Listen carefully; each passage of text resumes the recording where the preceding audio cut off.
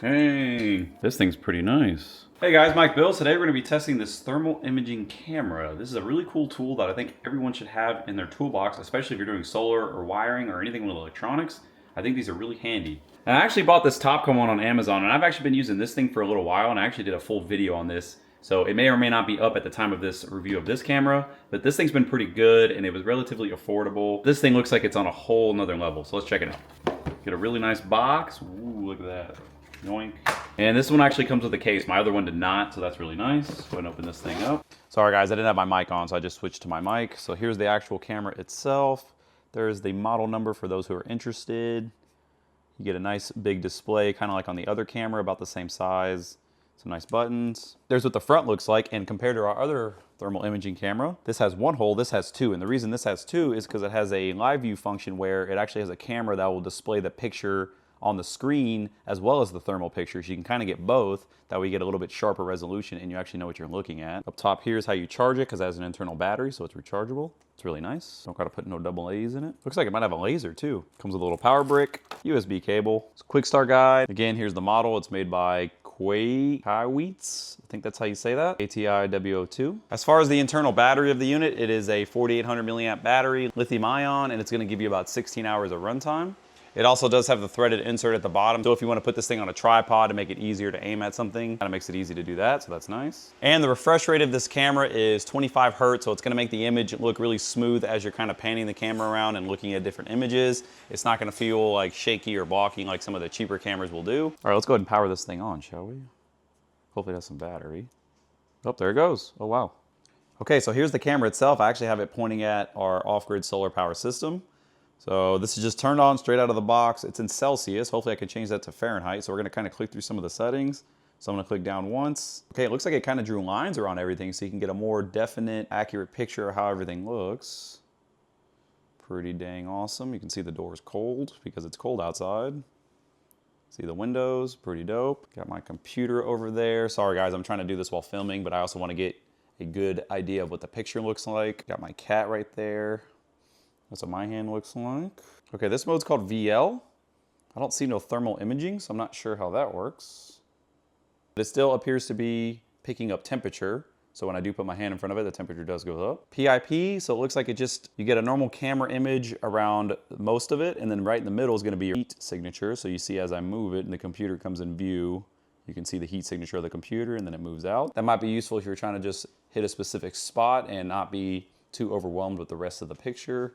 So here it is pointed at the inverter again. As the inverter comes into picture, you can see it light up yellow because it is hot, but not very hot. And that's it. So those are your different modes, pretty cool. The lines actually look really sharp. It's actually very easy to see. I think I like this mode the best with the little lines because it kind of outlines everything that you're looking at. It's also got a little trigger right here, and if you pull that, I'm gonna go ahead and pull the little trigger, it actually takes like a screenshot. And you're probably able to go back later, plug this into the computer, and actually get the pictures off the unit, so that's pretty cool if you wanna maybe get them because you're doing some diagnosis or some data or something like that. All right, here we are in my garage, and if we use our little thermal camera, we're actually gonna look at our loads panel, and you can actually see individual breakers. You can kind of figure out what circuits are running and what circuits are not running, so if you're trying to hook up certain circuits or troubleshoot certain circuits in your house, thermal cameras make it real easy to do that. Here's like a small wine fridge, and if we stick the camera in front of that, you guys can see that the sides get hot. That's how wine fridges work, or at least these cheaper ones. Okay, my cat just came in from outside, and she's a little cold. Yes, Midnight?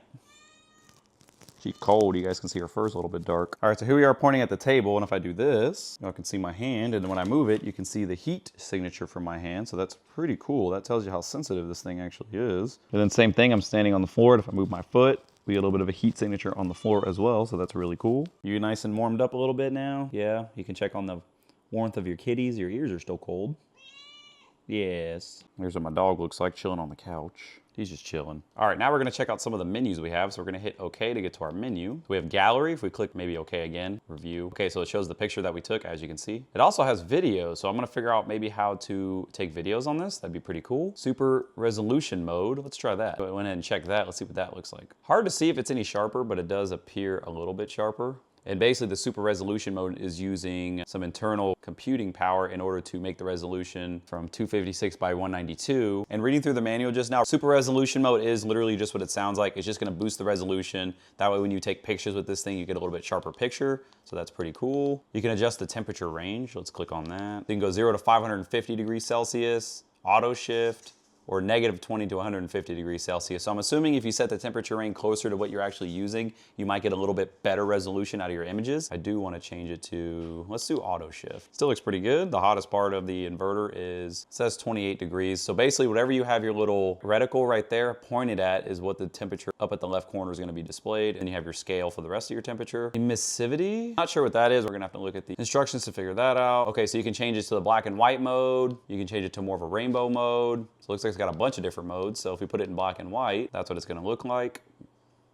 So anything hot's gonna appear whiter and anything cooler is gonna appear darker.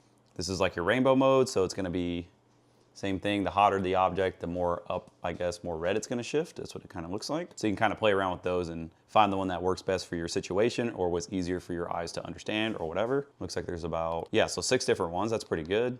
Your center point, you can add or remove the reticle. Okay, there we go. We can change this to Fahrenheit. That's much better. ROI measurement. What does that do? Okay, there we go. We're back in Fahrenheit. That's nice. Okay, if we change that ROI measurement, as you can see, now it has a target, and the target's gonna automatically try to identify the hottest and the coldest part of the picture. So the hottest is gonna be the inverter, and the coldest, it looks like it's trying to go toward the window.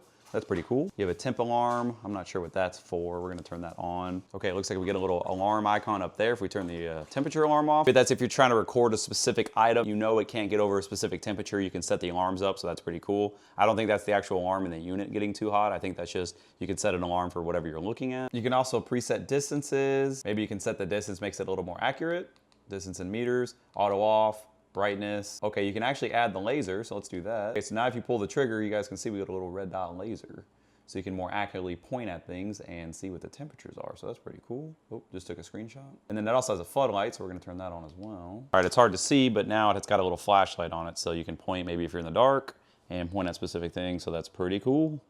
You can actually see the radiator too on top of my computer. You can really just kind of look at all kinds of things, and it's really fun to just kind of look at all the different temperatures. However, the main use I would recommend with this camera, besides just messing around and looking at all the hot things in your house, is checking wire connections on your, anything you're gonna wire, especially if you're gonna be running your entire house on battery power. When you convert low voltage to high voltage, the lower voltage amperage is gonna shoot up a lot more than the higher voltage amperage as your loads go up. When you start loading your batteries up, 50, 100, 150, maybe 200 amps, if you have any loose connections at all, that's gonna equal heat, and that's gonna be really bad. So you can use something like this as you're running your system and kind of commissioning everything, and just for regular maintenance as well, and go over all your connections, check your bus bars, make sure you don't have any weird hot spots, because if you had any sort of hot spots, they would be very bright and obvious and they would show up. So it makes it a really good tool to ensure that your system is running optimally, make sure you don't have any issues with your battery cells or wiring that's loose, or maybe your inverter's running too hot and it shouldn't be, really just kind of things like that. Well, I guess that's gonna do it for now for us messing with this thermal camera. Shout out to KAIWEETS for sending this to me to make a video out of. This thing sells for about $400. I will leave a link in the description if you guys wanna go check it out. Overall though, if you're messing with any sort of solar or